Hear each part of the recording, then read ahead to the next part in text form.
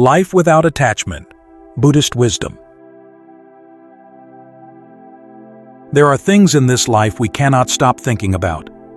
Money, career, the people we love, the future we hope for, the past we wish we could change. These thoughts return to us again and again, sometimes in the quiet of night, sometimes in the middle of a busy day.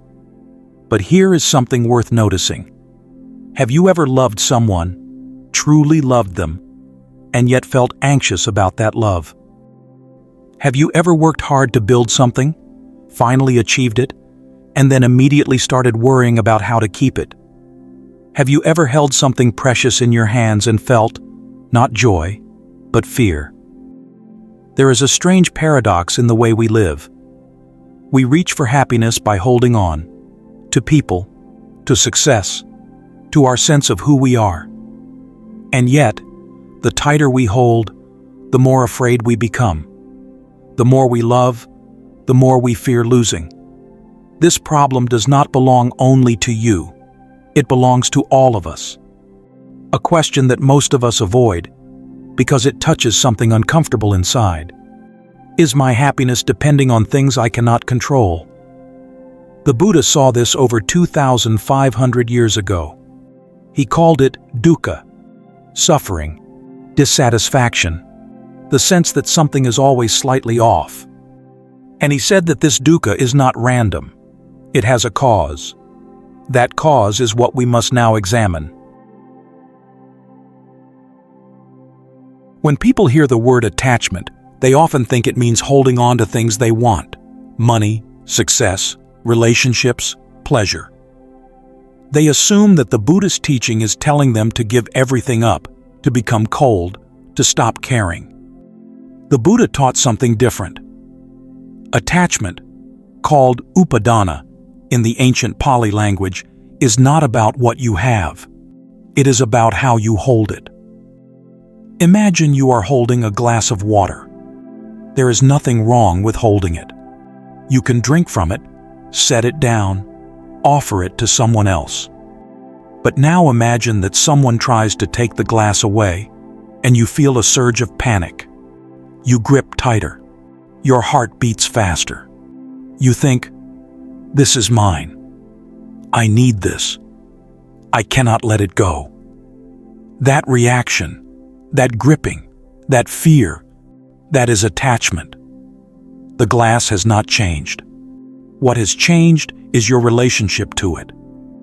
Clinging, not having, is what causes suffering. You can have a family and not cling. You can have success and not cling. You can love deeply and not cling. Now, this brings us to something even more subtle: the difference between love and attachment. In the Buddhist tradition, there is a word called metta, loving kindness. The Karaniya Metta Sutta describes it: a heart that wishes for all beings to be happy, to be at peace, to be free from suffering. This love does not ask, "What will I get in return?" It radiates like the warmth of the sun, asking nothing. Attachment is different. Attachment says, "I need you to be a certain way so that I can be happy." It says, "Stay with me, because without you, I am not whole." Consider a mother and her child. One mother loves with an open hand. She nurtures, protects, guides, but knows her child is not her possession. When the child grows and wants independence, she feels joy, not abandonment. Another mother loves with a closed fist. She gives everything, but expects everything in return. When the child wants independence, she feels betrayed. "After all I did for you, how can you leave me?" Most of us have loved in both ways. The question is whether we can recognize when attachment is present. But here is something most people miss, something that changes everything once you see it. We do not only cling to what we desire, we also cling to what we fear, what we hate, what hurts us. Think about it carefully. There are times when we hold on to anger at someone who wronged us, even though that anger burns inside us every day. There are times when we replay a painful memory again and again, unable to let it rest. There are times when we grip our worries so tightly that letting go feels dangerous. This is also attachment. The Buddha spoke of 3 kinds of craving: craving for pleasure, kama tanha, craving for existence, bhava tanha, and craving for non-existence, vibhava tanha. The third one is subtle but powerful: the craving to escape, to push away, to make something disappear. And yet, the very act of pushing creates its own kind of holding. When you hate something, you are bound to it. When you fear something, you carry it with you everywhere. When you keep telling yourself the story of your suffering, I am the one who was hurt, I am the one who will never be enough, you become attached to that identity. The pain becomes who you are. Consider someone who holds on to anger at a person who wronged them years ago. They believe they are protecting themselves. But who is suffering? The other person has moved on. Meanwhile, the one holding the grudge carries the weight every day. The anger became a prison. Or consider someone who clings to worry, believing they are being responsible. But does worry actually prevent bad things from happening? Or does it steal the peace of the present moment? Or someone who holds on to guilt, believing they are being moral. But does endless self-punishment lead to growth? Or does it trap them in shame that prevents moving forward? The Buddha identified 4 kinds of clinging: sensual clinging, holding on to pleasant experiences and desires; view clinging, holding on to opinions and being right; ritual clinging, holding on to forms and practices as if they were the goal; and self-doctrine clinging, the deepest one, attachment to the idea of a permanent self that must be protected. This last one is the root from which all other clinging grows, because if there is a solid me, then there must be mine. And if there is mine, there must be something to lose. The Buddha taught that clinging arises from craving, tanha, and craving arises from ignorance, avijja. This chain is what keeps the wheel of suffering turning. But here is the question that matters most. If attachment runs this deep, can we ever be free? If attachment causes so much suffering, then why do we keep holding on? We can start with something the Buddha did not speak of directly, but which helps us understand our experience. The way our minds have been shaped by millions of years of survival.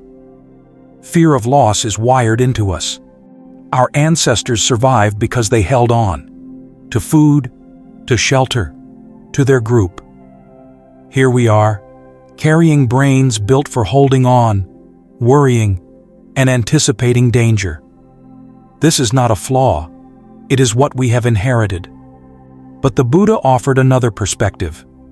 He pointed to the nature of the mind itself, to patterns beneath our conscious awareness, shaping our reactions before we even know they are happening. He called them anusaya, latent tendencies, forces that sleep within us. In the Anguttara Nikaya, he identified 7: sensual desire, resistance, views, doubt, conceit, craving for existence, and ignorance. These tendencies are not always active. You can sit in meditation, feel completely at peace, and think, I have let go. Then you walk out the door, someone says something that touches your pride, and suddenly there is anger. Where did it come from? It was there all along, lying dormant, waiting. This is humbling. The work of letting go is not a single moment of insight. It is a gradual uncovering, meeting these tendencies again and again, each time with a little more awareness. But here is where many people get stuck. They see their attachment and try to force it away. They say, I should not feel this. I must let go. They approach their own mind like an enemy. This becomes a trap. The effort to get rid of attachment is itself a form of craving. The craving for non-existence we spoke of earlier. When you fight your own mind, you are clinging to the idea of being free from clinging. The hand that tries to pry open the other hand is itself a closed fist. You can see this with painful emotions. Tell yourself not to feel sad, and the sadness grows heavier. Tell yourself not to worry, and the worry multiplies. The same is true with attachment. The more you fight it, the stronger it becomes. What then is the way out? The answer is not to stop making effort. That would be passivity. The answer is a different kind of effort, one that works with the mind rather than against it. This effort is not about forcing. It is about understanding. This is the path the Buddha laid out. The Buddha did not simply diagnose the problem. He offered a way through. This path is not a set of rules to follow blindly. It is a way of living, a way of training the mind, a way of gradually transforming the roots of how we experience the world. He called it the Noble Eightfold Path, 8 interconnected aspects of practice that work together to bring about the end of suffering. The path begins with wisdom. Samadhi, right view, is the foundation. It means understanding the 4 noble truths: that there is suffering, that suffering has a cause, that suffering can end, and that there is a path to that ending. It also means seeing things as they actually are: impermanent, unable to provide lasting satisfaction, and without a fixed self. Consider something you are attached to right now, perhaps a relationship, a possession, an idea about yourself, or perhaps a wound, a regret, a fear. Now ask, has this remained the same since you first encountered it? Can you guarantee it will always be here? When you look honestly, you will see that everything you hold is changing, constantly. The person you love today is not the person you loved 5 years ago. Even the you who is holding on is shifting, aging, transforming with every breath. When this truth is seen directly, not just understood intellectually, but felt in the body, something opens up. The mind no longer expects permanence from what is impermanent. The grip begins to relax, not because you forced it, but because you saw through the illusion. Sammasankappa, right intention, follows naturally from right view. Once you see clearly, the heart must turn in the right direction. The Buddha described 3 aspects of right intention: the intention of renunciation, letting go of grasping; the intention of goodwill, wishing well for all beings; and the intention of harmlessness, not causing suffering to oneself or others. Right intention is the bridge between seeing and living. It is not enough to understand that clinging causes suffering. The heart must genuinely incline toward release, toward compassion, toward peace. Then comes ethical conduct. Sammavaka, right speech, means speaking truthfully, kindly, and helpfully. Every harsh word, every lie, creates entanglement. We become bound by what we have said, by relationships we have damaged. Sammakamanta, right action, means acting without causing harm. When our actions are aligned with compassion, we do not carry the weight of guilt. A mind free from remorse does not need to cling to external things for a sense of worth. Samma ajiva, right livelihood, means earning a living without causing harm. When our work aligns with our values, we do not need to compensate by clinging to status or success. Letting go begins with how you live your daily life. Every action, every word, every choice is either creating more entanglement or creating more space. Then comes the training of the mind. Samavayama, right effort, is the energy that drives the practice. The Buddha described it as fourfold: preventing unwholesome states that have not yet arisen, abandoning those that have, cultivating wholesome states that have not yet arisen, and maintaining those that have. Think of it as the effort of a gardener: patient, steady, attentive. You pull the weeds, but you also water the flowers. You trust that, given the right conditions, transformation will happen. Samasati, right mindfulness, is paying attention, moment by moment, to what is actually happening. When attachment arises, whether to pleasure or pain, you notice it, not with judgment, but with awareness. Ah, there is clinging. There is fear. There is resistance. This act of noticing creates space. You are no longer lost inside the attachment, driven by it. You are present with it. And in that seeing, the attachment loses its power. This is how we work with attachment to suffering. Not by fighting the pain, but by being present with it, allowing it to be there without being consumed. Sama Samadhi, right concentration, is the cultivation of a calm, stable, unified mind. When the mind is agitated, we react rather than respond. Concentration develops the stillness that allows us to meet life with presence.